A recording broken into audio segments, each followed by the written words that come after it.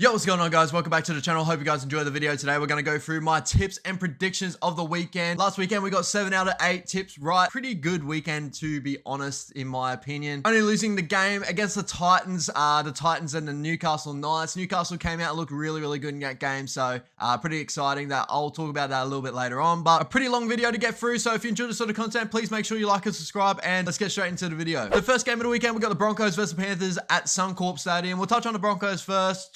24-16 loss to the Melbourne Storm, but really mixed game. Like, it's a mixed bag game. I don't know really what to take out of it. There was moments where Brisbane looked really good, especially with their general going down in the 15th minute.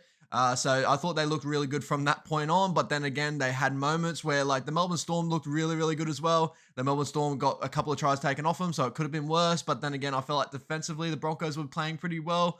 I don't know, like, it was really hard to take anything out of this game, but I really thought that players like Reece Walsh and all that sort of stuff had some really key moments. Jock Madden playing that 7 for Adam Reynolds. I know Jock Madden got pizzled because of his game a couple of weeks ago where he had to fill in for Ezra Mam, but I do honestly think that Jock Madden's a decent player, so maybe he could do something there with that team, but I just feel like it'd just be so much different without Adam Reynolds, so expect their backline sets not to look as crispy. You know, the way Adam Reynolds really gets really deep into the line and creates space outside for Reece Walsh and stuff like that, I feel like they'll limit on that. I feel like with the Broncos season this season, I feel like people forget the start of the season that they actually had, you know, beating the Panthers in week 1, which was really tough game for them. I thought they looked really tough, really rugged in that game. And in most of their, like, wins and stuff, I think they're top 3 in the comp for defense and all that sort of stuff. I feel like they're having a really good season. A lot of people will call them flat track bullies, but as I said, like, they beat the best team in the comp in week 1. I know they're coming off a loss in the, you know, either way, it was the Panthers. And, like, yeah, I honestly give them all the credit in the world. I think they've been playing really good football at the moment. Moving on to the Panthers, 48-4 win over the Roosters, and back to try scoring form. The Panthers are just fucking humming at the moment. I know they got the best defense in the league by far, but their attack in this game was fucking amazing, and it was great to see. Scotty Sorensen probably had a game of his career in this one. 2 tries, 194 meters, 2 line breaks, 1 try assist, and he was just poking his nose through every time.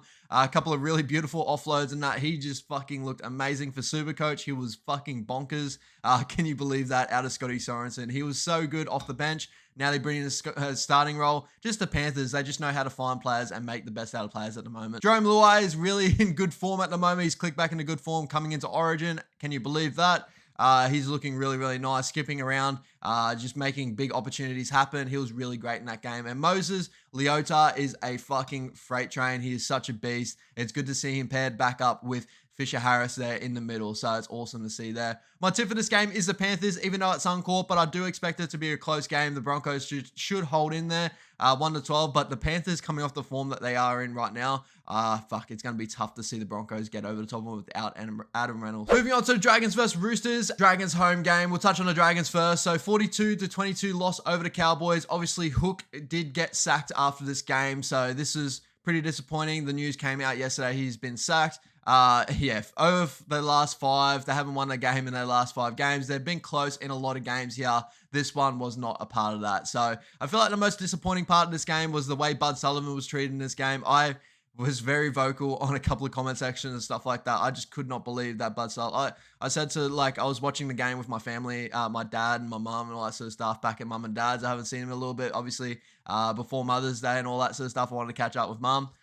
And fuck, man, like, I just was like, how? Like, why? Why is he not back on the field?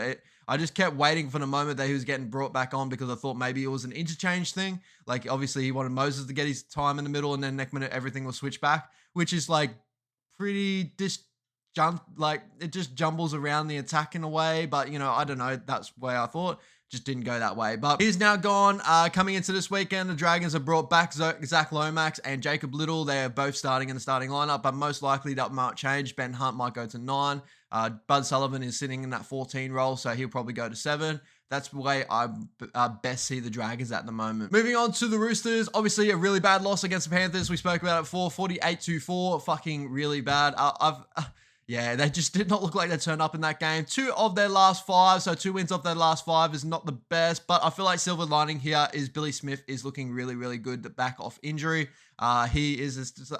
He's so unlucky as a player. He's had so many big injuries in his young career at the moment. He's only really young too, but he has looked very, very good back in that center role. So really good to see him back out there. Maybe a super coach buy. He doesn't really cover the origin round and all that sort of stuff, but still, like, I feel like maybe if you got a Joey Manu, he might be a downgrade to Joey Manu, unless you want someone like that plays that round 13. Who knows? But just seems like the team is not as organized, even though they've pushed Sam Walker to reserve grade because of that reason, or they weren't playing that well, and just like it just looks clunky at the moment. Teddy's not having his best season at the moment either, but I do expect Teddy, as soon as he touches that origin, he'll step up, he'll play amazing, then come back to club form and get back into form. That's my honest opinion on him. Really not much else to take out of him. Like, I feel like they need to play more direct game plan, especially if you got Brandon Smith at hooker. His best asset is his running game. He's not a very tactical hooker. He runs really hard. He tackles really hard.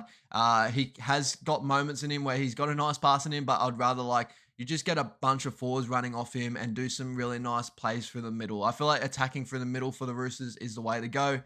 They've just got so many guns though, like, I don't know. My tip for this game, I've got the Roosters, even though like I do have a feeling of like a, you know, you see it in the EPL quite a bit, nicer stuff as a new manager bounce. I'm not too sure whether the Dragons will do that, especially the way they're going at the moment, but they always seem to play well against the Roosters. It seems to be a game for them. So I'm going the Roosters, but I could see the Dragons maybe coming back in form. Who knows? Next game, we've got the Rabbits versus the Eels, and I'm so conflicted on this game, but we'll touch on that a little bit later on. Touch on the Rabbits. So 22-0 win over the Tigers. I think obviously the biggest like plus out of that is the 0 for the Tigers. I know the Tigers are the far and away worst attacking team in the competition on average at the moment, but the Rabbits, 6 from the last 6. Scoring 20 and freaking holding them to 0 is such a big performance from them. The Rabbits, I think, are now a top 2, top 3 defensive team in the competition, which is fucking mental. Like, if you think of the Rabbits of the past days and all that sort of stuff, they're fucking like one of the craziest attacking teams at the moment. Surprisingly, not the number 1 attacking team in the comp. I'll comment that a little bit later on. I think the Sharkies are number 1. It's fucking crazy just judging on average, but if you're taking the last 6 from 6, I feel like the Rabbits are probably the best attacking team right now. So Campbell Graham having amazing form. Their spine is just clicking. Overall, you know, Totola coming back with injury has been really good. Just across the park, that team is just humming at the moment. Defensively, they're just so impressive.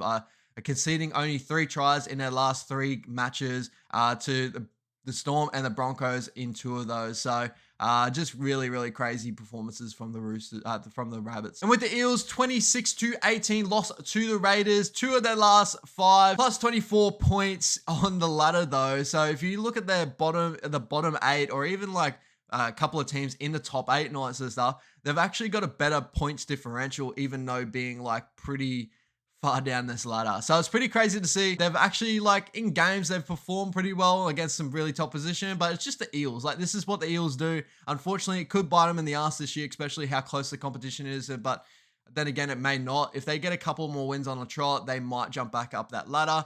But if they don't watch themselves, there's a couple other teams that are banging the door down to be in that 8 this year. So it's pretty weird to see the Eels play like this. And as I keep saying, like, you know, they got players like Hopgood playing really amazing. Brown's been amazing for them. Losing Sean Lane now for 6 weeks, judging by a hamstring injury, apparently. I've got him in Supercoach, so I'm going to have to find out a way to do with that. It's just so tough to predict the Eels at the moment. But I see this game. I'm going to go. I've been switching back and forth my tips in this game. I'm going to go the Eels. I'm thinking I'm going to go to Eels in this one. Even though the Rabbits are in a killer form and all that sort of stuff, the Eels getting Mitchell Moses back, they just feel like, I feel like the Eels pump out great performances against big teams, and then they just seem to fall away against teams that are so-so, if that makes sense. Like, the Titans are a decent outfit when they want to be, and obviously getting beating the Eels in that one. But then you see, like, the Eels beating the Panthers pretty early on, like, beating good teams. So I'm not too sure what to take of the Eels at the moment. So my tip is going to be the Eels, surprisingly, but I'm also a tip of, like, predicting that they're going to bounce back for this game. And the Rabbits, like, the Rabbits are the smart tip here, is all I'm saying. Next game, we got the Sharks versus the Knights at Coffs Harbour. It is a home game for the Sharkies, but, you know, Coffs Harbour still. So 20-14 win over Manly last week. A pretty decent performance in the first half. Second half, a bit so-so with the Sharkies, but they're in 4-1 form. Obviously, their loss against the Dolphins is the only loss they've had. in their last 5 games. So pretty good knock for the Sharkies, even though in those couple of performances, to be honest, in the Finns performance and in this performance, I don't know how I feel about the Sharkies at the moment, but their attack is still amazing. They're the best team in attack at the moment. 27 points per game on average. If you divide how many points they have altogether by the amount of games that they have. So they're a really good attacking outfit, as we've been saying for how many weeks now. Just defensively, they do struggle in moments and all that sort of stuff. So I feel like they're one of those, they're a more glorified Titans team where attacking wise, the Titans are fucking like really, really good. Defensively, if you don't know, I'll talk about it a little bit later on, but the Titans actually on average have the worst defense in the league. So the Sharkies are very similar. Their attack is really, really strong. Defensively, they just lag, and out of nowhere, like, you know, there's sides in the Sharky sides that really, really have some really big moments, but then also just fall away sometimes. So that's really bad signs for the Sharkies there. But then again, that's more so like really nitpicking on the Sharks at the moment. And with the Knights, 46-26 win over the Titans. Form line is not great, winning 1 out of their last 5, but I feel like before the Eels game, they were in some big contests there. They were close all the way up till. Massive win over the Titans though, especially, you know, the Titans coming off a big win over the Eels. Not a big win, but, you know, close win over the Eels, and they played really well in that performance there. But KP was amazing in this game. He was so good. Obviously, I love seeing KP just skip across the line, probably throw a goosey there, a dummy and go. There was a couple of times, like, I love the attack for the Knights, and I feel like this is a reason why they're so tough to stop, is because they throw like just a flat overs line next to KP, and there's no like block players. There's none of that. It's just honestly KP burning that first defender and then playing a 3-on-2 or a 3. Yeah, just like he picks the right play most of the time. He'll dummy and go, or he'll throw that cutout ball that we all know him for. So he's really hard to stop when he's in form like this. Obviously, just playing himself back into some sort of Origin form, to be honest. I'm really happy to see people talk about Frizzell back in the Origin arena at the moment. I feel like the last couple of years he's maybe gone quiet in the, like, you know, Origin chats and all that sort of stuff, but he's been really, really great for the Knights at the moment. He's been humming. I feel like he's the most consistent player for the Knights at the moment. Him and Jackson Hastings and all that sort of stuff. Usually they're always having really good performances. The Knights, to be honest, I feel like they're starting to really find themselves a little bit. That Eels loss really does hurt them, but before that, they were gritty, they were grindy, they were in contest. And then if they really figure it out, their left side attack is so, so strong if you really think about it. And the last person I do want to touch on, because I feel like this is a really strong point, is people are really sleeping on Dane Gagai's season. I know there's a whole lot of people out there saying that maybe he won't get an Origin spot. I dug up the little things on Dane Gagai at the moment. So he's actually top 6 in the league for tackle breaks with 57. Top 6 is really, really good in comp. Averages 6.3 tackle breaks per game. Only missing 27 tackles this year in 10 games. 85 tackle efficiency is pretty good, and averaging 167 meters per game. So I feel like Dane Gagai's actually having a really good season. Just their club obviously is been up and down form and all that sort of stuff. So you do kind of attribute that to Dane Gagai and all that sort of stuff. But he is a center. He won't affect the team as much as what people say will. Just the team lags sometimes and all that sort of stuff. I've been saying that quite a bit with a whole lot of teams, but yeah, just a very up and down team. But I feel like Dane Gagai is actually having a decent season this season, and coming into Origin, whenever you put a Queensland jersey on him, just turns into a whole different player. My tip for this game is going to be the Sharkies. I feel like the Sharkies are just going to be a little bit too strong. Even though saying all that about the Knights and all that sort of stuff, I just feel like the Sharkies, they can turn up against any team. But then again, I feel like the Knights, like the Sharks have proven that they can drop a game. And the Knights, if they turn up and play a big performance, maybe even a performance of last week, not the early performance, because that early part of the game for the Titans was a really bad game, but a little bit later on when they attacked the line really strong, they can put some points on the Sharks. But then again, I just feel like the Sharks are just a touch better team at the moment. Moving on, we got the Tigers versus the Cowboys at Leichhardt. So the Tigers 20-0 loss over the Rabbits. So really disappointing loss there, not scoring any points. But then again, I really thought they really made this a contest for most of this game. So disappointing performance on points and all that sort of stuff. But they had moments in that game. Defensively, they did hold the Rabbits to 20 points, which a couple other big teams can't really say the last couple of weeks. So 2-2 form from that bye, so they look really, really nice. They've won 2 games, they've lost 2, But in their 2 games that they won, they've actually been really good. And their 2 games that they lost, I don't think they've lost by too big a margin, to be honest. So I feel like the Tigers are starting to find their way back into form. I feel like the biggest thing with the Tigers is they have the worst attack in the league. Their attack is not where it wants to be. I feel like they are missing probably you could say it a Dewey, but then again, they haven't I don't know, they're missing strike in their key playmaking roles, in my opinion. So Luke Brooks is doing really well at the moment, getting a team around the park and all that sort of stuff, and defensively, he's holding his own at the moment. Brendan Wakeham's doing around the same about the same thing, but none of these halves and stuff are game-breaking halves. Api Coruscant is a game-breaking hooker, but no one really goes with him when he has these big moments and all that sort of stuff. I feel like the Tigers can turn their season around if they get a little bit more in their attack, because defensively, they're not playing that bad at the moment. So it's really good to see with the Tigers. And obviously, Buller is the biggest talk around town. He's playing really great footy at the moment. Just his defensive know-how and all that sort of stuff. He's really, really looking good for a young player. So really good to see for him there. With the Cowboys, 42-22 win over the Dragons. The Cowboys are now 3 of their last 5, so they've actually turned the season around slightly. So they're playing really good one. 2 big wins, 2 impressive wins the last 2 weeks. Obviously last week, beating the Roosters 20-4. Defense did struggle in that last game against the Dragons a little bit, but it was they were in control for the most of that game, I honestly thought. Especially, when Bud Sullivan went off and all that sort of stuff, I just thought, they just killed it with that sim binning, and they just put 3 tries on the Dragons. They just went back to back to back. Look really, really strong. Helam Lukey is a fucking gun. Really good to see Helam Lukey get back into the contact. He was so good. He's obviously, to me, he's going to be a Queensland Origin player in the future. Jeremiah Nanai is waiting to come back here. So they got Nanai waiting to come back. Leilua waiting to come back. This team is going to be stacked. So really excited to see that. Scotty Drinkwater. Damn, Scotty, he's got deceptive speed. Out of nowhere, he'll just put the foot down and he gets around players pretty easily. So really good to see Scotty Drinkwater get back into some sort of form. My tip for this one, actually, I'm feeling 50-50 on this one as well. But I'm going the Cowboys. I feel like the Cowboys at the moment are playing a bit better footy in attack. Defensively, they are struggling a tiny bit, but 50-50. I feel like the Cowboys in this one. Next game, we got the Dolphins versus the Storm at Suncorp Stadium. And with the fans off the bye, coming off the bye, but before the bye, obviously a massive win over the Sharkies, 36-16, where at one point, I think it was 30-0. It was so fucking bonkers to see that Dolphins team just clicking a gear.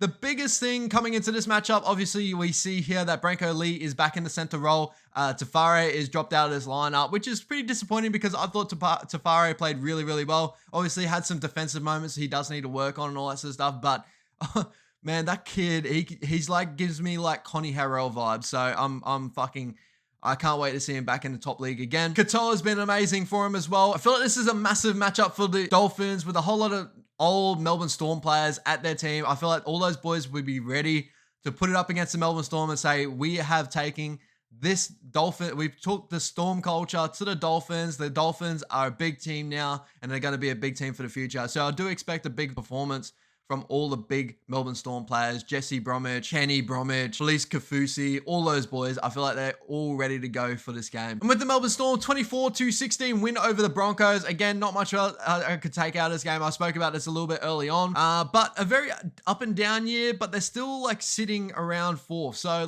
they've had moments where they've looked really good, then they've had moments where they've gone back into the pack a little bit.